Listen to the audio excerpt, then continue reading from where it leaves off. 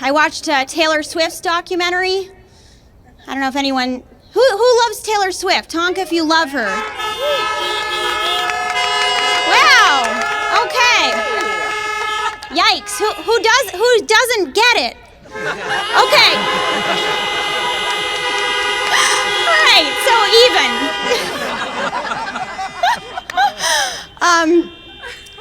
I'm sort of in the middle. Like, I do respect her. I think she's like a powerhouse of a star. She's really talented. I love a couple of her songs, and my niece loves her, and I think she's a great role model for women. She's strong, she's talented, all those things. The only thing I question is whether she deserves a documentary, right? I mean, she was 26 years old when they made it. Like, why? Why do you need a documentary? But I was like, you know what? I'll give it a fighting chance because maybe it will reveal something about her. Because for me, I feel like with Taylor, the reason I don't connect with her personally is she seems too perfect, right? She just seems like she's got her together. She's never done anything wrong. So I was like, well, maybe in the documentary, it will reveal something about her that I didn't know. Like maybe she has like some ugly tattoo on her left thigh, right? Like maybe she made a mistake once in her life. So in the documentary, I thought maybe there'll be something, we learn. And first, there's one revelation where she gets kind of emotional and she goes, I realize, this is hard for me to say, but I realize that sometimes I don't eat.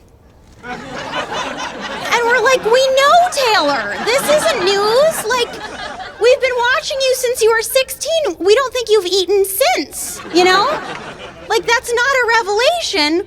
And then the next revelation I actually thought was kind of like a little bit deeper, which is she said, I've been performing my whole life, so I've sought validation from the outside world. I've never really gotten in touch with who I really am. And now I realize what really matters are friends and family. And I was like, wow, that's actually really genuine and real. Like, that was a good growing moment. But then she has one glass of wine with a friend, but it looked like the friend was hired to play the friend because they didn't speak at all. I was like, this poor girl got hired to play the friend. She didn't even get any lines. I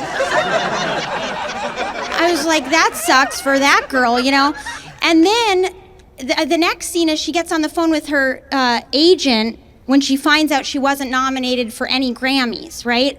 And this is like a pinnacle moment. Like, this is a very important moment in the whole documentary because everything kind of culminates to this moment. She gets on the phone, she wasn't nominated for Grammy, and she's like, it's okay. It's okay.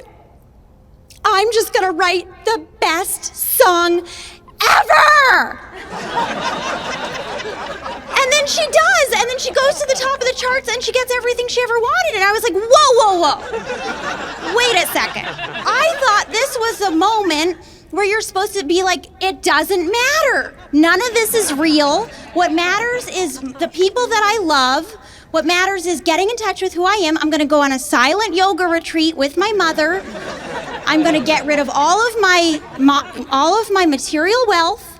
And I'm really gonna get in touch with what really matters. I'm gonna go live on a farm for a year. Like, that's what that moment should have been. But instead, it's like, I'm gonna write the best song ever. She does. It's like, I don't know what the turning point is, right? I don't know what the growth is. And all I'm saying, when all is said and done, I just feel like a documentary is something you need to earn. Right? Like, exactly.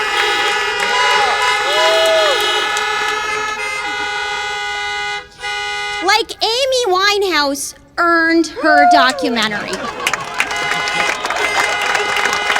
She lived for it, she died for it, she deserves it, and it's a really, really good one. So that's the one I would suggest you watch. There are too many documentaries about alive people. Pick any dead person, right? Why are we making documentaries about alive people?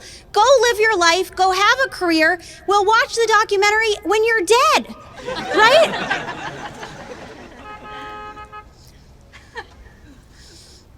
That being said, if anyone wants to make a documentary about my life, I think we'd have some pretty interesting stories, because I've had at least as many bad breakups, if not more, than Taylor.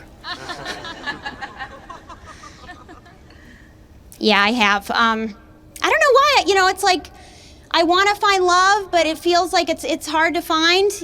And I keep having these sort of like, oh, it's maybe, no, it's not. Maybe, no. And I fall for narcissists a lot. I went out with this one guy who was such a narcissist. He really said this to me once. He was like, I love you more than you love me because I love myself so much. You need to love yourself more so that you can love me more. And I was like, actually, I think we both need to love you less. Because the more I love you, the more I hate myself for loving a guy who loves himself so much.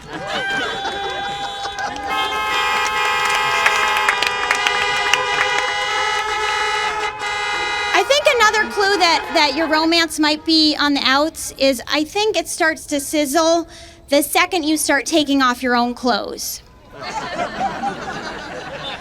Right? If you're not laughing, you're worried, by the way. You're like looking at each other like, are we done? Is it over? Because in the beginning, it's so exciting, right? When it's new and fresh, it's like, you're tearing off each other's clothes, you're making a mess, you're pushing each other up against walls, consensually, hopefully. And then gradually over time, you don't see it coming, but it happens very slowly. You find yourself politely taking off your shirt and folding it and putting it on your side of the bed. And then he takes off his shirt and his Invisalign and puts it on his side of the bed. Then you get under the covers, you turn out the lights, and you're like, why are you Googling Brita filters? I thought you found one you liked. And he's like, I had a coupon. And you're like, I guess I'll put my clothes back on. And he's like, I didn't even notice they were off. And you're like, it's over. It's over. So I guess the point is, maybe you guys should all start taking your clothes off right now. Yeah, it's that kind of show. They're like, we already did a long time ago.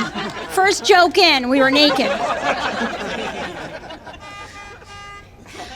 Our breakup was interesting because he was competitive with me. That was a problem we had. So one time, just out of the blue, he goes, you're not smarter than me. And I was like, it's actually smarter than I am. And then he said, well, between you and I finished college and you didn't. And I was like, it's actually between you and me. And then he said, you and I are done. And I was like, you got that one right.